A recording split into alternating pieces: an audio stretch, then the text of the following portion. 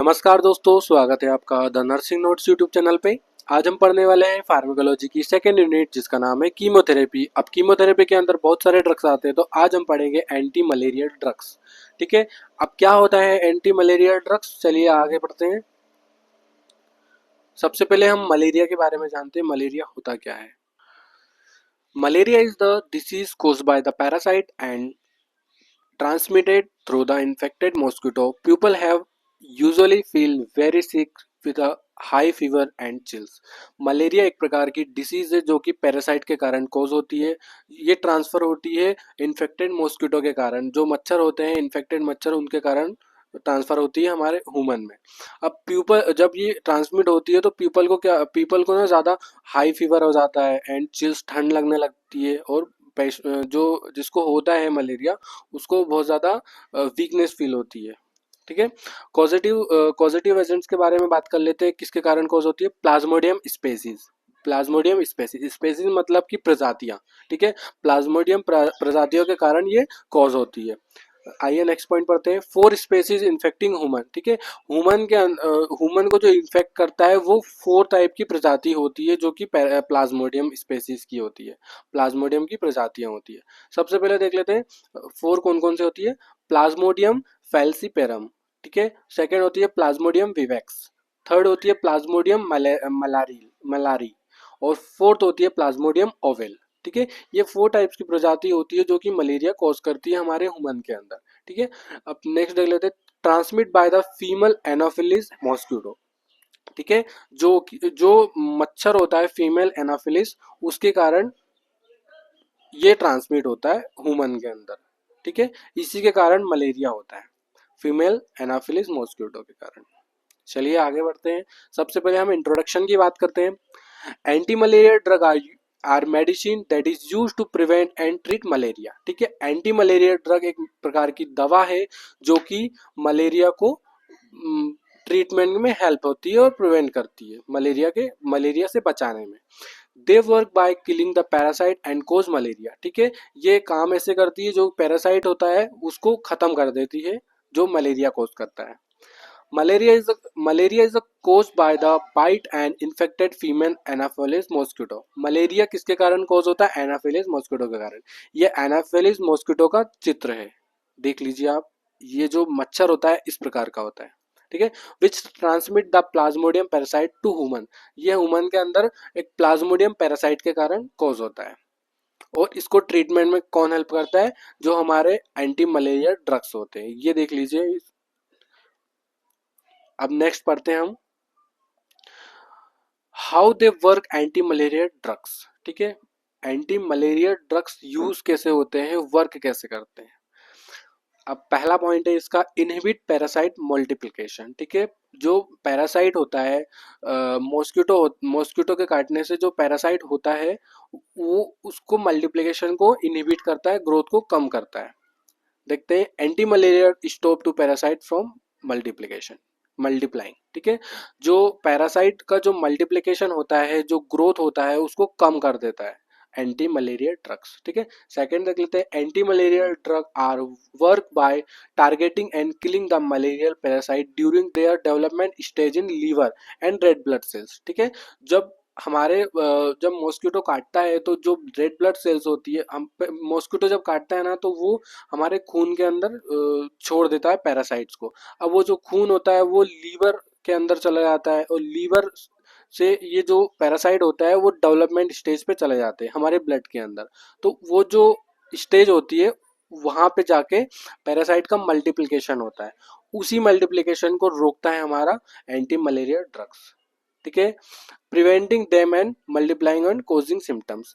ये जो anti malaria drug है वो प्रिवेंट करता है इस चीज को, मल्टीप्लिकेशन होने से पैरासाइट्स को। अब थर्ड पॉइंट है टारगेटिंग द पैरासाइट। पैरासाइट को टारगेट करता है।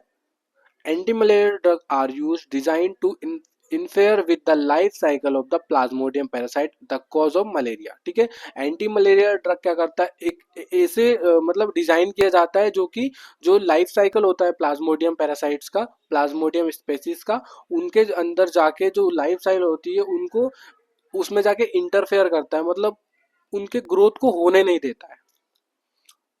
ठीक है, उस यही है, ऐसे ही वर्क करता है हमारा एंटी मलेरिया ड्रग। चलिए आगे बढ़ते हैं। क्लासिफिकेशन देख लेते हैं एंटी मलेरिया ड्रग्स के कौन कौन से होते हैं। Anti malaria drug are classified into different group based on their chemical structure and how they work. Some of main classes are, ठीक है। एंटी मलेरिया ड्रग जो होते हैं वो अलग अलग ग्रुप के होते हैं और अलग अलग केमिकल स्ट्रक्चर से बने होते हैं। सबसे पहले एमिनो एल्कोहल्स एल्कोहल्स देख लेते हैं। ये जो केमिकल स्ट्रक्चर है इसके अंदर आ जाते हैं, इंक्लूड्स क्लोरोक्विन, एमोडाइक्विन, मेफ्रोक्विन, होलोफेंट्रिन और ल्यूमोफेंट्रिन एंड लास्ट वन है पेपेराक्विन। ये जो सारे ड्रग्स आते हैं वो एमिनो एल्कोहल्स के अंदर आते हैं। देन देखते हैं एंटीफोलेट्स के अंदर कौन कौन से ड्रग्स आते हैं। इंक्लूड्स पायरीमेथामीन, प्रोगुआनिल और देन आता है प्रोगुआनिल, देन लास्ट है ट्राइमेथोप्रिन। ये जो ड्रग्स आते हैं ये एंटीफोलेट्स के अंदर आते हैं। अब देन देखते हैं हम 8 एमिनोक्वानोलिन्स के अंदर कौन कौन से ड्रग्स आते हैं। Include primaquine and tafenoquine. ये जो दो ड्रग्स हैं ये 8 एमिनोक्वानिन्स के अंदर आते हैं। अब देन सेकंड लास्ट है सल्फोनामाइड्स, इंक्लूड डेप्सोन एंड सल्फेडॉक्सिन। ये जो ड्रग्स आते हैं ये सल्फोनामाइड्स के अंदर आ जाते हैं। ये हम पढ़ रहे हैं classification of anti malaria drugs का, ठीक है। देन लास्ट है नेप्रोक्वेनिन, इंक्लूड्स एटो एटोवेक्यू एटोवेक्यून, ठीक है। ये जो ड्रग्स आते ये जो ड्रग्स है वो नेप्टोक्यूनोन्स के अंदर आते हैं, ठीक है। ये क्लासिफिकेशन हो गया एंटी मलेरिया ड्रग्स का।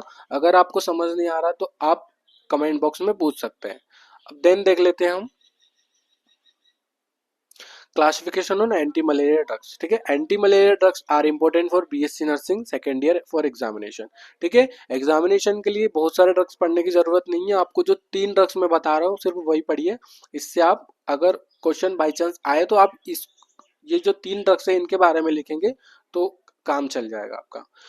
जो है क्लोरोक्विन, प्राइमाक्विन और एथेमेथर सॉरी सॉरी अर्थमेथर, ठीक है। ये जो 3 ड्रग्स है इनके बारे में आप पढ़ेंगे तो आपका इनफ है, ठीक है। चलिए नेक्स्ट पढ़ते हैं क्लोरोक्विन्स होता क्या है। चलिए पढ़ते हैं क्लोरोक्विन क्या होता है, ठीक है। Chloroquine is a anti parasitic medicine that is treat malaria, ठीक है। क्लोरोक्विन एक प्रकार की एंटी पैरासाइटिक ड्रग है जो कि मलेरिया के ट्रीटमेंट में हेल्प करती है। It work by increasing the level of haem in the blood, ठीक है। क्या लिखा रहा है, it work the increasing level of haem, ठीक है। ये जो हमारे चलिए आगे पढ़ते हैं। A substance toxic to the malaria parasite, ठीक है। हीम एक प्रकार का एक सब्सटेंस है जो कि मलेरिया पैरासाइट्स को टॉक्सिक करता है, उसके लिए टॉक्सिक होता है, मतलब जहरीला होता है। जैसे हमारे लिए जहर जहरीला होता है वैसे ही मलेरिया जो पैरासाइट होते हैं उसके लिए जो हीम होता है वो टॉक्सिक होता है। This kills the parasite and stop the infection from spreading, ठीक है। जो पैरासाइट को ये जो हीम होता है वो जो क्लोरोक्विन होता है वो हीम के डेवलपमेंट में हेल्प करता है जो कि पैरासाइट को किल करने के लिए जो इन्फेक्शन होता है उसको स्प्रेडिंग होने से रोकता है, ठीक है। अब हीम होता क्या है चलो पढ़ते हैं। Haem is a molecule in red blood cells that bind the oxygen, ठीक है।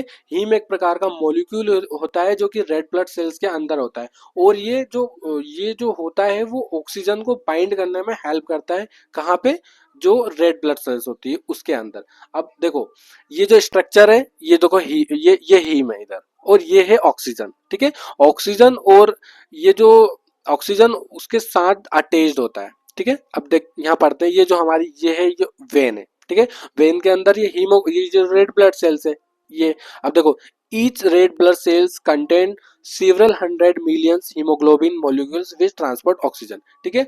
हर एक रेड ब्लड सेल्स के अंदर बहुत सारे मतलब सेवरल 100 मिलियन हीमोग्लोबिन होता है, ठीक है। हीमोग्लोबिन क्या करता है, जो कि ट्रांसफर करता है ऑक्सीजन को हमारे ब्लड के अंदर। देखो oxygen bind the haem and the haemoglobin molecules, ठीक है। ऑक्सीजन बाइंड जो हीम होता है वो ऑक्सीजन को बाइंड करके रखता है और हमारे हीमोग्लोबिन तक पहुंचाता है, हमारे ब्लड तक रेड ब्लड सेल्स तक पहुंचाता है। हीम का काम ये होता है, ठीक है। समझ में आया। नहीं समझ में आया, एक बार और समझाता हूँ। हीम एक प्रकार का मॉलिक्यूल है जो कि रेड ब्लड सेल्स के अंदर होता है और ये ऑक्सीजन को बाइंड करके रखता है, मतलब जोड़ के रखता है। और ये हमारे ब्लड के अंदर होता है। देखो ब्लड के अंदर बहुत सारी चीजें होती है। अब देखो ब्लड के अंदर हमारे यहाँ हम रेड ब्लड सेल्स के बारे में पढ़ रहे हैं। Each red blood cell contain several hundred million haemoglobin molecule which is transport oxygen. ठीक है, हर एक रेड ब्लड सेल्स के अंदर बहुत सारे, बहुत मिलियन हीमोग्लोबिन मॉलिक्यूल्स होते हैं जो कि ऑक्सीजन को ट्रांसफर करते हैं हमारे ब्लड से पूरी बॉडी में। अब वही जो ऑक्सीजन होता है, ऑक्सीजन के साथ साथ हीम प्रेजेंट होता है। ठीक है, oxygen bind the haem on the haemoglobin molecules, जो कि हमारी बॉडी के अंदर होता है, यही हीम होता है। ठीक है, अब एक्शन देख लेते हैं। इसका एक्शन क्या होता है? Inhibit parasite replication transport of DNA to RNA by forming complication with the DNA parasites. देखो इसका मतलब ये है, जो कि जो पैरासाइट होता है, पैरासाइट का रिप्लिकेशन मतलब कि जो रिप्लिकेशन मतलब डीएनए से आरएनए रिप्लिकेशन। देखो किसी भी जीव को जीवित मतलब पूरा डेवलपमेंट होने के लिए, देखो यहाँ ये डीएनए का चित्र है। ठीक है, ये डीएनए का डायग्राम। अब डीएनए से आरएनए बनेगा, आरएनए से फिर प्रोटीन बनेगा, फिर पूरी बॉडी बनेगी। ठीक है, किसी भी जीव को मतलब पूरा डेवलपमेंट होने के लिए डीएनए से आरएनए बनता है, आरएनए से प्रोटीन बनता है, प्रोटीन से पूरी बॉडी बनती है। ठीक है, तो ये वही है, ये उसको इनहिबिट करेगा, मतलब रोकेगा आरएनए से डीएनए से आरएनए बनने के लिए और फॉर्मेशन होने के लिए। ठीक है, इसका काम यही है क्लोरोक्वीन का। ठीक है, समझ में आया? ठीक, अब यूजेस देख लेते हैं। यूजेस क्या होते हैं इसके, कहाँ कहाँ यूज करते हैं? Malaria cause by the plasmodium vivax, plasmodium malaria, plasmodium ovale और प्लाज्मोडियम फैल्सीपेरम। ठीक है, इसमें यूज होता है। क्या होता है? जो हमारा ड्रग है, ड्रग का नाम क्या है? क्लोरोक्वीन। ठीक है, क्लोरोक्वीन वहां यूज होता है। देखते हैं प्रिकॉशन देख लेते हैं। प्रिकॉशन मतलब किन किन को नहीं दिया जा सकता क्लोरोक्वीन। ठीक है, प्रेगनेंसी, प्रेगनेंसी में प्रेग्नेंट लेडी को नहीं दिया जा सकता। और ब्रेस्ट फीडिंग, ब्रेस्ट फीडिंग जो माँ अपने बच्चों को दूध पिलाती उनको नहीं दिया जाता। चाइल्ड को, बच्चों को नहीं दिया जाता। ब्लड रिलेटेड किसी को प्रॉब्लम है कोई भी, तो उनको नहीं दिया जा सकता क्लोरोक्वीन। सेवियर जीआईटी डिसीज, जिसको गैस्ट्रोइंटेस्टाइनल डिसीज है कोई सी भी, उसको नहीं दिया जा सकता। न्यूरोलॉजिकल डिसीज जिसको है उसको नहीं दिया जा सकता। एल्कोहलिज्म में जो ज्यादातर शराब पीता है उसको नहीं दिया जा सकता। और हेपेटिक डिसीज जिनको होती है उनको नहीं दिया जा सकता। साइड इफेक्ट देख लेते हैं। अगर ज्यादा मात्रा में क्लोरोक्वीन दिया जाता है तो क्या होता है? नोजिया हो सकता है, vomiting, diarrhoea, abdominal cramp and headache, ये हो सकता है। डोसेस की बात करते हैं। 250 to 5 mg 500 mg BD tablet होती है इसकी, दिन में 2 बार दी जाती है। Syrup and injectable form from after meal for according to patient condition. ठीक है, अगर पेशेंट की कंडीशन ज़्यादा है तो फिर मलेरिया, मतलब उसको ज़्यादा मात्रा में ज़्यादा पैरासाइट ग्रोथ हो गए हैं उसके अंदर, तो उसके पेशेंट के कंडीशन के अकॉर्डिंग ही दिया जाएगा इंजेक्टेबल, जो भी इंजेक्शन से दिया जाता है।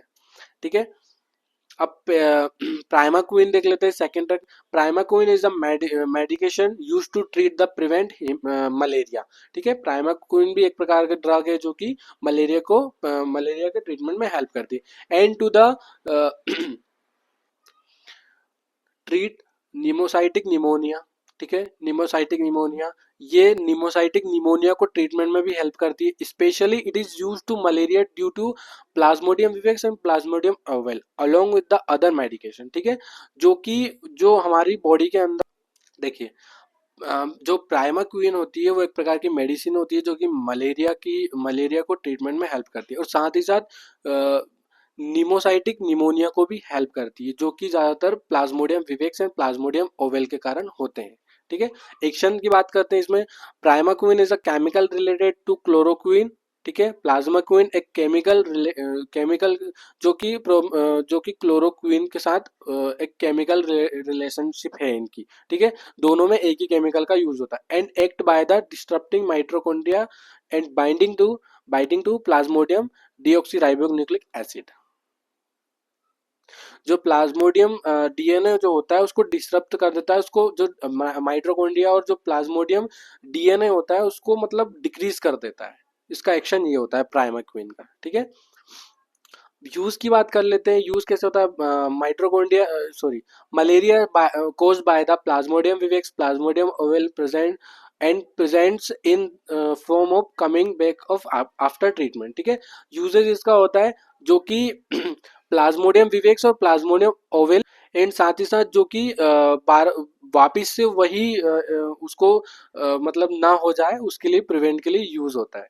मतलब मलेरिया ना हो उसके लिए, जो मलेरियल पैरासाइट होते हैं उनको डिक्रीज करने के लिए। प्रिकॉशन की बात कर रहे थे तो प्रेगनेंसी में नहीं दे सकते, ब्रेस्ट फीडिंग मदर को नहीं दे सकते, चाइल्ड को नहीं दे सकते, सीवियर जीआई इन्फेक्शन जो जिसको ज़्यादातर गेस्ट्रोइंटेस्टाइनल डिसीज होती है उनको नहीं दे सकते, न्यूरोलॉजिकल डिसऑर्डर को वाले पेशेंट को नहीं दे सकते, और एल्कोहलिज्म को। ठीक है, साइड इफेक्ट्स की बात करते हैं, nausea, vomiting, diarrhoea, stomach cramp and headache हो सकता है। डोज की बात कर लेते हैं, 0.25 mg पर किलोग्राम बॉडी वेट के अकॉर्डिंग इसको 5 to 10 ईयर चाइल्ड को दे सकते हैं, और 0.75 mg पर किलोग्राम बॉडी वेट एडल्ट को दे सकते हैं।